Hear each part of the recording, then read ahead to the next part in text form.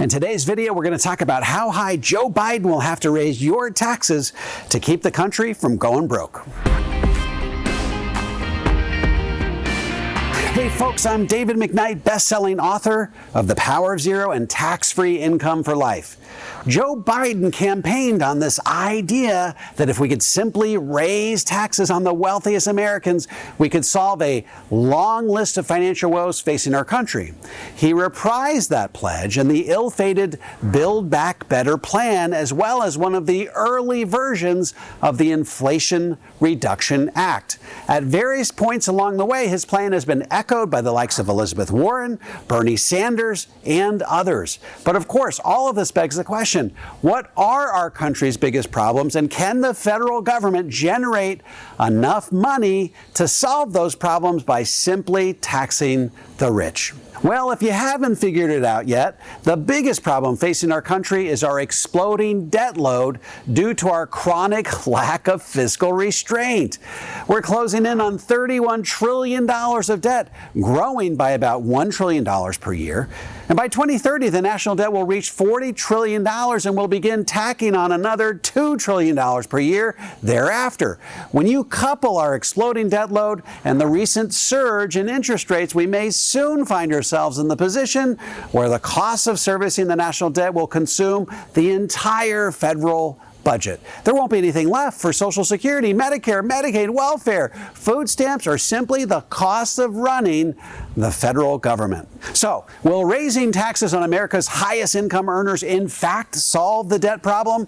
Well, fortunately, our friends over at the Committee for a Responsible Federal Budget, led by Maya McGinnis, have crunched all the numbers and revealed exactly how high tax rates would have to go to solve our debt problem once and for all. The first question they asked was simply this: how high would the federal government have to raise taxes to balance the budget by year 2025? Now, mind you, this is not how high taxes would have to go to begin paying the debt down. It's how high taxes would have to go to simply prevent the debt from getting any bigger. So they began by focusing on the top 1% of income earners in America. How high would the federal government have to raise taxes if they only tax any dollars earned above $400,000? Here's the answer. Are you ready for this one? Hold on to your hat. They'd have to raise taxes to 102%. Well, since nobody works for free, they decided to lower the income threshold. How high would taxes have to go on any dollar earned above $250,000? The answer, 90%. Well, that still seemed like a pretty egregious disincentive to work, so they decided to lower that number to $150,000. How high would taxes have to go on any dollar earned above $150,000 to balance the budget by 2025? The answer, 80%. They then said, well, what if we simply tax all income levels at exactly the same effective rate? Let's broaden the tax base and get buy-in from income earners all across the board. The answer came back at 49%. In other words, if we wanted to live in a world where the national debt by 2025 remained in the mid-$30 trillion range, we'd have to immediately raise effective tax rates on everyone across the board to 49%. So basically, you and everyone you know would have to work from January through June for the federal government before you earned $1 for you and your family. Well, this scenario didn't strike them as very politically tenable, so they changed the parameters of the study. What if they allowed the national debt to continue to grow, but cap that growth at 1.1% of U.S. GDP per year, which is about $246 billion? Well, in that scenario, every dollar earned above $400,000 would have to be taxed at 83%, or every dollar earned above $250,000 would have to be taxed at 75%, or every dollar earned above $150,000 would have to be taxed at 68%. And finally, if everyone across the board, regardless of income level, paid the same effective tax rate, it would be an astounding 46%. Well, that pill seemed a little hard to swallow, so they ran an additional scenario. What if they capped the growth of the national debt at 2.2% of GDP? How high would taxes have to go?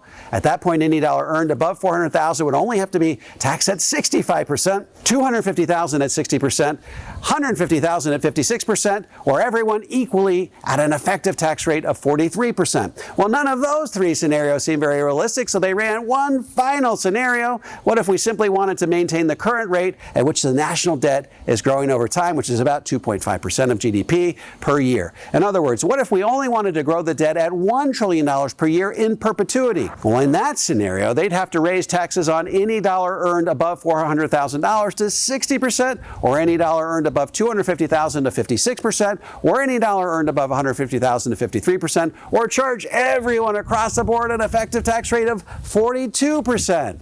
To put this into perspective for you, the average federal effective tax rate for Americans is currently about 13%. So we're talking about a broadening of the U.S. tax base, the likes of which we've never before seen in the history of our country. So what does all this mean for those of you who do the lion's share of your retirement savings in tax-deferred vehicles like 401ks and IRAs? It means that you have put yourself in a position where you'll be required to pay taxes on those dollars at a period in time when the federal government is broke and badly in need of huge infusions of cash. So why not take advantage of tax rates while they're historically low so you can get those tax-deferred assets repositioned to tax-free, so that by the time tax rates double over time, you have done all the heavy lifting and can take those dollars out tax-free. Make it your goal to get to the 0% tax bracket in retirement. Why is the 0% tax bracket so important? Because if tax rates double, 2 times 0 is still 0. If you need some help crafting a plan that insulates your hard-earned retirement savings from a doubling of tax rates over time, head on over to davidmcknight.com and opt in for a complimentary strategy session. I'm happy to lend a hand. And don't forget to click like, subscribe, and the bell so you never miss a video. This is David McKnight. I look forward to seeing you on the next video.